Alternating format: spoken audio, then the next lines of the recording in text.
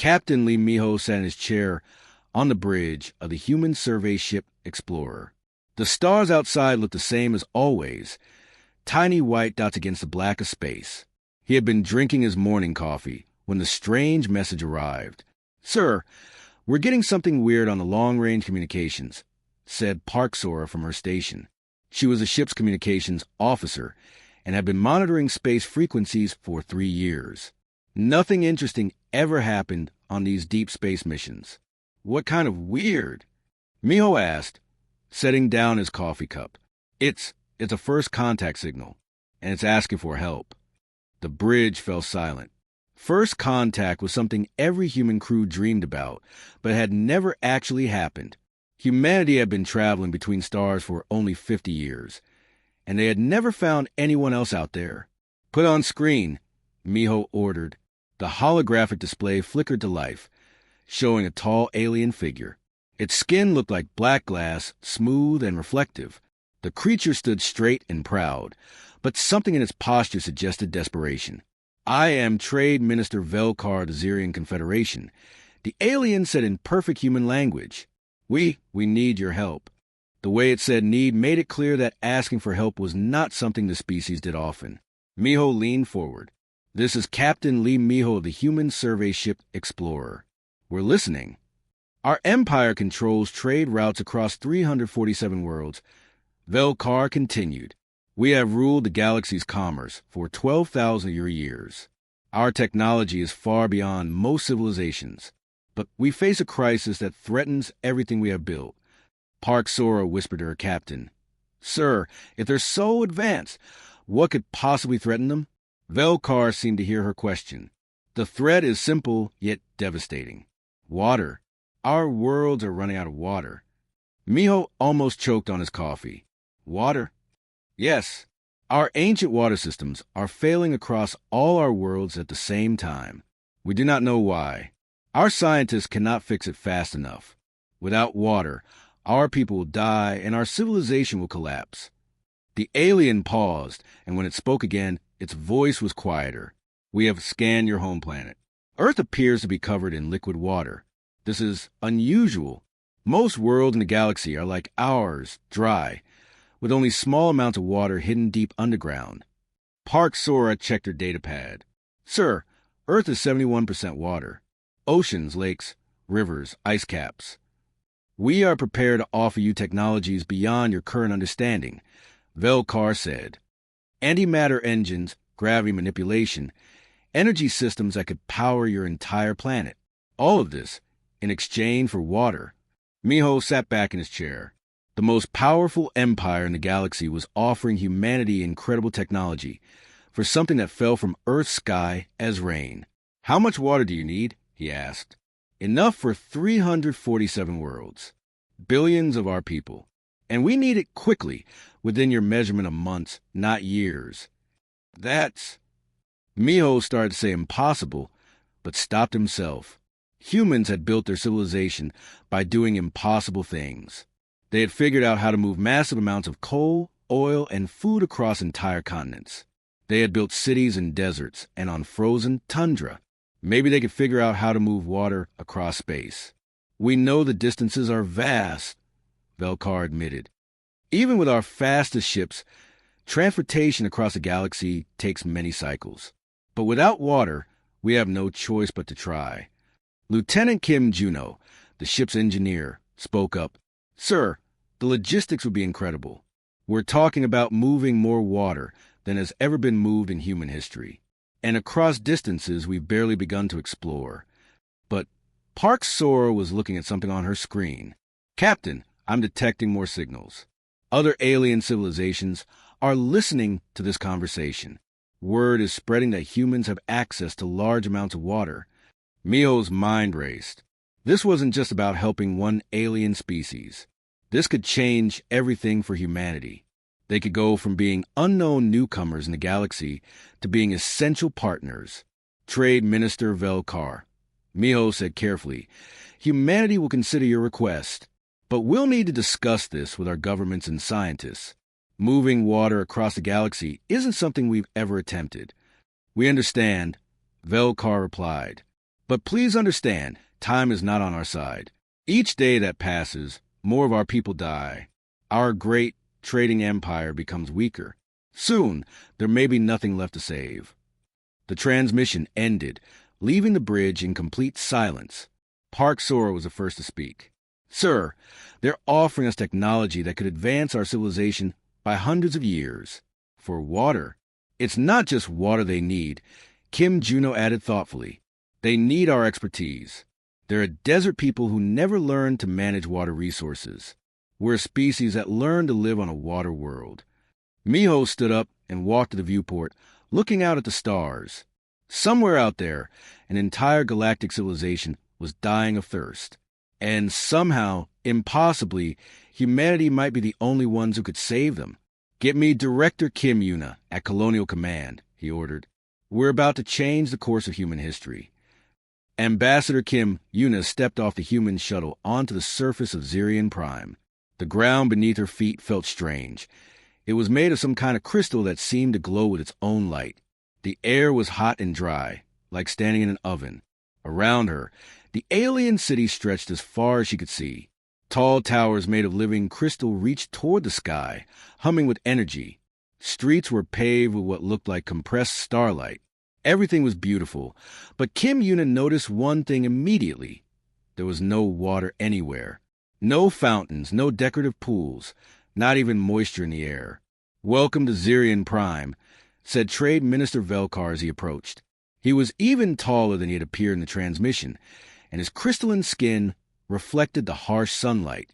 Behind him stood other Zirian officials, all equally tall and imposing.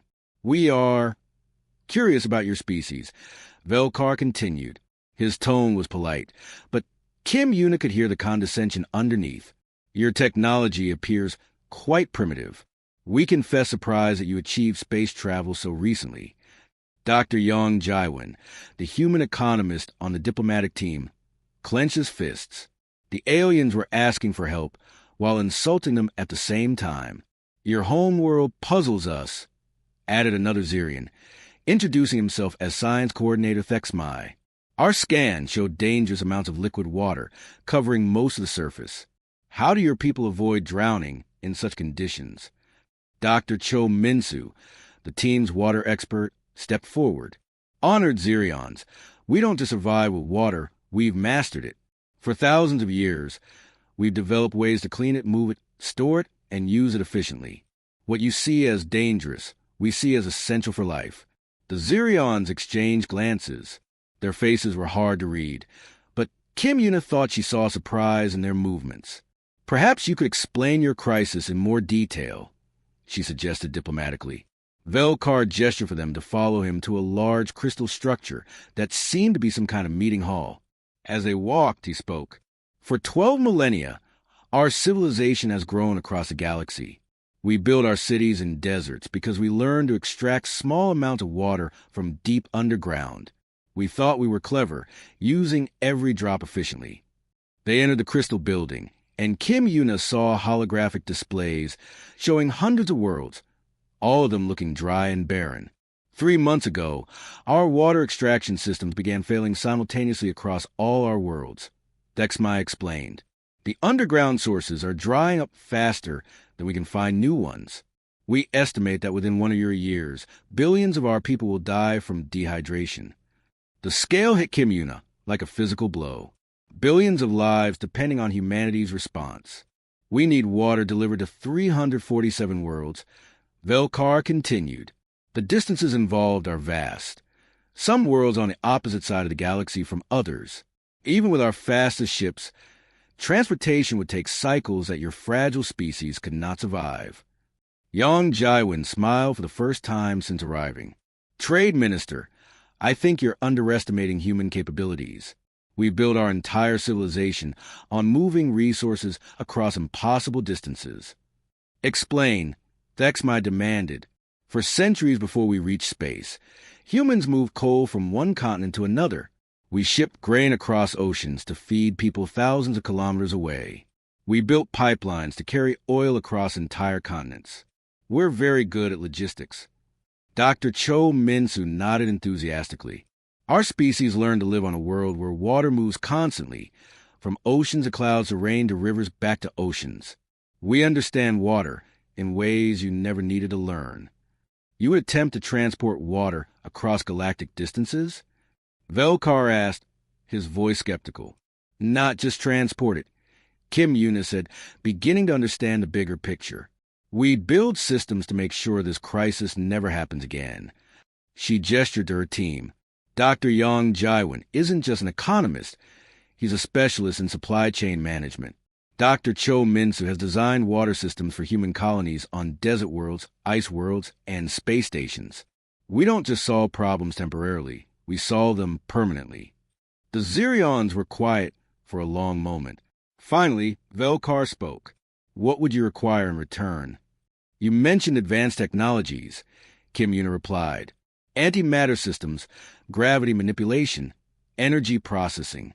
But we'd also need access to your trade networks, your knowledge of other species, your star charts. You want to become part of the galactic community. Thexmai observed. We want to help, Yang Jaiwan corrected. But helping billions of people across hundreds of worlds, that's not a small favor. That's a partnership. Velkar and the other Zirion spoke quickly in their own language, their crystalline voices creating strange musical tones. Finally, Velkar turned back to the humans.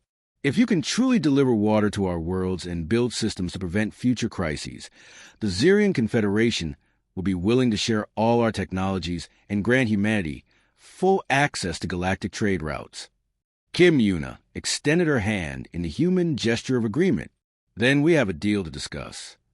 As Velkar carefully touched her hand with one crystal finger, Kim Yuna realized that humanity was about to take its first real step toward becoming a galactic power. Dr. James Morrison stood in the massive hangar on Luna Station Alpha, watching hundreds of engineers and scientists work on the biggest project humanity had ever attempted. The moon's industrial facilities have been running nonstop for 2 months, and the sound of construction filled the air day and night. The problem isn't just moving water, he explained to the assembled team leaders. It's moving more water than anyone has ever moved in the history of the galaxy, and doing it fast enough to save billions of lives. Captain Park Juno raised his hand from the engineering section. Dr. Lee Sumin's compression technology is working better than we hoped. We can squeeze water into ultra-dense cubes. Each cube holds 1,000 liters, but only weighs 50 kilograms in zero gravity. Morrison nodded approvingly. The compression cubes were stacked everywhere around the hangar, looking like giant ice blocks but containing far more water than should be possible. What about transportation? Asked Fleet Coordinator Captain Song Myri. Every ship humanity owns is being converted. Park Juno replied, pointing to the displays showing the massive retrofit operation.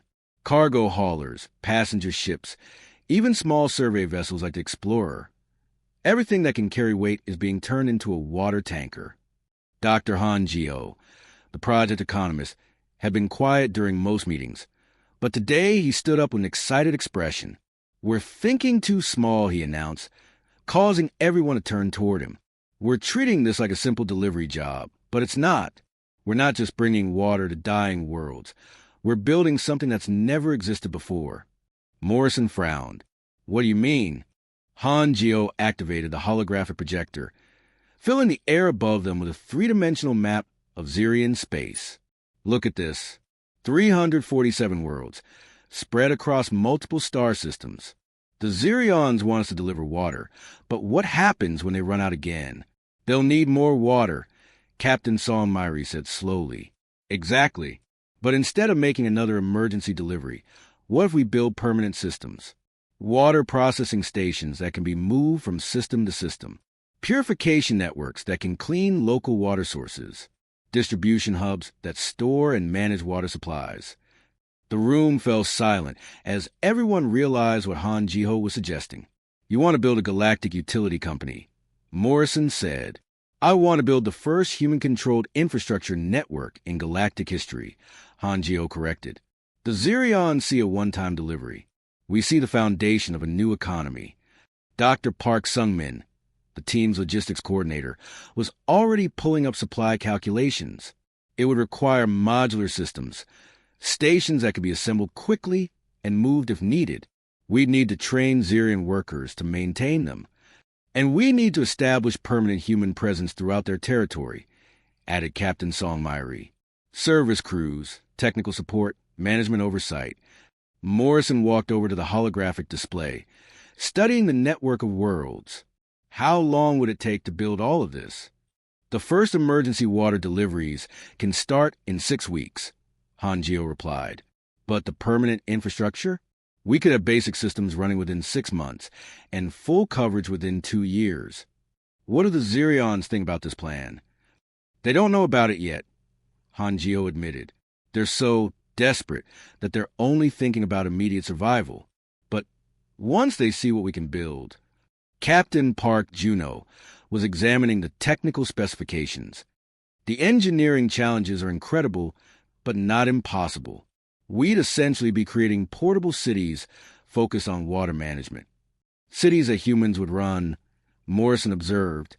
Cities that would make humanity essential to Xerian civilization, Hangio corrected. They could never get rid of us because they'd need us to survive. Dr. Lee Sumin joined the discussion from her workstation. I've been working on more than just compression cubes.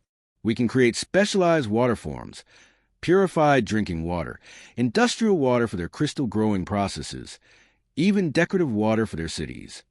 Morrison looked around the room at his team. 2 months ago, they had been working on routine colonial support projects. Now they were planning to transform humanity's place in the galaxy. The Xerions are watching everything we do, he reminded them. They're amazed that we're moving so fast on what they thought was an impossible project. Let them be amazed, Captain Songmyri said. When they see our water convoys arriving ahead of schedule, carrying not just emergency supplies but permanent solutions, they'll understand what humans can accomplish. Hangio pulled up economic projections on his display. If we control water distribution across Xerian space, we'll have access to their entire trade network. 347 worlds, plus all the species that trade with them. And if other species see what we've accomplished... Morrison trailed off, thinking about the implications. They'll want our help too, Dr. Lee Sumin finished. The galaxy is full of civilizations with resource management problems. But only humans grew up on a world where managing resources was essential for survival. Morrison looked out to the hangar's viewport Earth, hanging blue and white in the distance. That blue color, the oceans that covered most of the planet, was about to make humanity the most important species in the galaxy. All right, he said, let's build a galactic empire based on water. The first convoy launched 3 weeks ahead of schedule. Captain Songmyri watched through the bridge window as her massive water convoy approached Xerian 7. The planet looked like a dying jewel. Its crystal cities flickered weakly against the brown desert surface. She could see the desperation, even from space. Water Convoy Aquarius 1 to Xerian 7 Control, she transmitted. We're beginning immediate water distribution to your population centers. The response came instantly, filled with relief and gratitude. But then something unexpected happened. Her communications officer, Lieutenant Park De-hoon, looked up with confusion. Captain, we're getting multiple signals. Not from the planet, from deep space. There are ships approaching our position. Songmyri frowned. Xerian ships? No, ma'am. These are different. The first ship that appeared was unlike anything in human databases. It looked like it was made of living crystal, but the crystal was constantly shifting colors: red, blue, green, purple. Human vessel. This is a Crystalline Collective Research Ship Prism's Edge. Came a voice that sounded like wind chimes. We have been observing your water distribution activities with great interest. The collective requires consultation regarding liquid resource management for our carbon-based client species.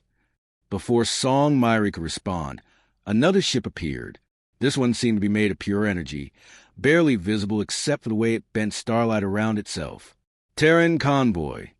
You are contacted by the Photon Assembly Vessel Light Bearer. Came a voice like musical electricity. Our energy-based civilization seeks to establish trade relations regarding hydration solutions for our biological allied worlds. Captain, Park De-hoon said urgently, there are 6 more ships incoming, all different species. They're all asking about water-related services. Song Myri sat down hard in her captain's chair. They had come to deliver emergency water to dying Xerian worlds, but somehow they had attracted the attention of half the galaxy. Back on Earth, Dr. Han Geo was having an equally surprising day. His simple water trading post, which he had optimistically named the Terran Hydro Exchange, was being flooded with requests from alien civilizations he had never heard of. The silicon-based collective needs specialized purification systems, he reported to Ambassador Kim Yuna over the communication link. Apparently, their client species require water that's been filtered through crystalline matrices. The energy beings want to understand our conservation methods so they can help their biological allies survive on desert planets. Ambassador Kim Yuna stared at the growing list of alien species requesting human assistance. How many civilizations are we talking about? 17 so far, and more are contacting us every hour. There's even a message from something called the Void Dwellers. I thought they were just a myth, but they're asking about extracting moisture from space nebulae. Lieutenant Kim Juno's voice crackled over the communication system from Xerion Prime. Ambassador, you need to see what's happening here. The Xerions aren't just surviving, they're transforming their entire civilization. The video link showed something remarkable. The crystal cities of Xerion Prime now had flowing water integrated into their design. Crystal channels carried streams between buildings. Water fountains sparkled in city squares that had been empty desert just months before. They're combining their crystal growing technology with our water systems, Kim Juno explained. They can grow crystal pipes that purify water as it flows through them. Their engineers are calling it hydrocrystal architecture. Trade Minister Velkar appeared on the communication screen, and Song Myri was amazed at how different he looked. His crystalline skin now had intricate patterns that looked like flowing water, and his movements seemed more fluid and graceful. Ambassador Kim Yuna, Velkar said, the Confederation Council has made a decision. We are sharing our complete trade network database with humanity. Every species we trade with, every route we control, every market we access, all of it is now available to your people. Dr. Han Geo pulled up the economic data that was flooding into human computers. This is incredible. The Xerions control trade routes that have existed for thousands of years. Species we never knew existed, markets for goods we never imagined, technologies we can't even understand yet. And they're all interested in water services. Ambassador Kim Yoon observed. Not just water, Han Geo corrected, his excitement growing. Resource management, supply chain optimization, logistics coordination. It turns out that most galactic civilizations are very advanced in some areas, but terrible at moving things efficiently from one place to another. Captain Song Myri's voice came through from the Xerion system. Ambassador, I'm looking at a request list that's growing by the hour. Desert worlds that need irrigation systems. Ice worlds that need water extraction technology. Space stations that need recycling systems. Even gas giant mining operations that need to separate water vapor from other gases. The galaxy is full of civilizations that never learned to manage resources efficiently because they never had to, Dr. Han Geo realized. They developed incredible technologies for energy, transportation, communication, warfare, but they never learned the basics of logistics that humans mastered thousands of years ago. Ambassador Kim Yuna stood up and walked to the window of her office, looking out at the bustling activity of Luna Station Alpha. Human ships were coming and going constantly now, carrying not just water but human engineers, technicians, and managers to worlds across the galaxy. We're not just selling water, she said quietly. We're selling human expertise. And apparently, that's something the galaxy has been waiting for without even knowing it. What's our next move? Han Jiho asked. Kim Yuna smiled. We scale up. Every request, every opportunity, every species that needs our help, we say yes to all of it. Ambassador Kim Yuna stood on the observation deck of Hydro Station Alpha, humanity's first permanent installation in alien space. 6 months had passed since the desperate first contact message from the Xerions, and the galaxy had transformed beyond recognition. Through the massive window, she watched an endless stream of alien vessels. Crystalline ships from the collective loaded specialized ice formations. Energy beings in their light-based vessels collected purified water for their biological allies. Even the mysterious void dwellers had sent their strange, shadow-like ships to pick up moisture extraction equipment. Trade statistics for today, Ambassador. Dr. Hanjo approached with his data tablet, a huge smile on his face. Humanity now processes more trade transactions in a single day than existed in the entire galaxy before we arrived. We control 23% of all intergalactic commerce. Kim Yuna shook her head in amazement.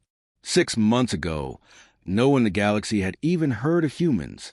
Now we're running the biggest business network in known space. A familiar crystalline figure approached them, Trade Minister Velkar of the Zirian Confederation. His appearance had changed dramatically over the months. Where once his crystal skin had been smooth and uniform, it now featured intricate channels that looked like flowing rivers. The decorative modifications were inspired by human water systems, and they had become fashionable across all Zirian worlds. Ambassador Kim Yuna, Velkar said, his voice warm with genuine friendship. I bring news from the Confederation Council. The vote was unanimous. Humanity is granted full membership in the Galactic Trade Consortium. You will have permanent seats on all regulatory bodies that govern intergalactic commerce. Dr. Yang Jaiwin joined the group, wearing the insignia of his new position as Director of Galactic Economics. The implications are staggering, he said excitedly. We're not just trading water anymore. Entire civilizations are requesting human consultation on resource management, logistics optimization, supply chain design. We've accidentally become the galaxy's infrastructure specialists. Kim Yuna looked around at the bustling activity of the station. Human engineers worked alongside Zirian crystal shapers, designing new water distribution systems. Crystalline collective representatives negotiated with human logistics experts about shipping routes to distant worlds. The energy beings of the Photon Assembly were learning human conservation techniques to help their allied species survive on harsh planets. How did this happen so fast? She wondered aloud. Because we took the most basic necessity of life and turned it into the foundation of galactic civilization, Dr. Han Jiho explained. Every species needs resources moved efficiently, but most of them never learn how. They were too busy developing amazing technologies for specific problems. Captain Song Mairi's voice came through the communication system from her position, managing the shipping lanes around Zirian Prime. Ambassador, we have a priority transmission coming in from the Andromeda Galaxy. They're asking about plasma flow management for star forging operations. Kim Yuna raised her eyebrows. Star forging? Apparently, our expertise in moving liquids efficiently translates to managing plasma flows, Yang Jaiwin said, already pulling up theoretical models on his tablet. The civilizations that build artificial stars are having problems with plasma distribution systems. Dr. Han Jiho was practically bouncing with excitement. Do you realize what this means? We could expand beyond this galaxy. Intergalactic trade, managed by humans. Through the observation window, Kim Yuna watched a massive Zirian construction vessel working alongside human engineering ships. They were building another water processing station, but this one was different. It was designed to serve multiple species simultaneously, with specialized sections for different types of biological and energy-based life forms. The Zirions have been our greatest success story, she observed. Their worlds aren't just surviving, they're thriving. They've combined their crystal technology with our water management systems to create something entirely new. Captain Park Juno's voice joined the conversation through the communication link from Zirian 7. You should see the transformation down here, Ambassador. What used to be dying desert cities are now incredible crystalline water gardens. The Zirions are calling it hydrocrystal architecture, and other species are already requesting similar designs for their own worlds. We've created something that's never existed before, Velkar added proudly. A truly cooperative galactic civilization, where different species share their greatest strengths. The Zirions provide crystal technology and trade networks. Humans provide resource management and logistics. The Crystalline Collective offers specialized materials. The Photon Assembly contributes energy systems. Kim Yuna nodded slowly. And everyone benefits because we're all working together instead of competing. Ambassador, Song Mairi's voice came through again. I'm patching through that transmission from Andromeda. They're very eager to begin negotiations. As the holographic display activated, showing representatives from an entirely different galaxy, Kim Yuna felt the same excitement she had experienced during that first contact with the Zirions. But now it was different. Now humanity wasn't just hoping to survive in a dangerous galaxy. They were essential partners in something much bigger. "Patch them through, Captain," she said. "Let's see what other impossible problems the universe needs us to solve." As the transmission began, she looked out at the steady stream of alien vessels, loading water and equipment from human suppliers. Earth was no longer an unknown world on the edge of space. It had become the center of galactic civilization, all because humans had learned to see opportunity where others saw crisis, and abundance where others saw scarcity. The galaxy would never be the same, and neither would humanity's understanding of their place among the stars.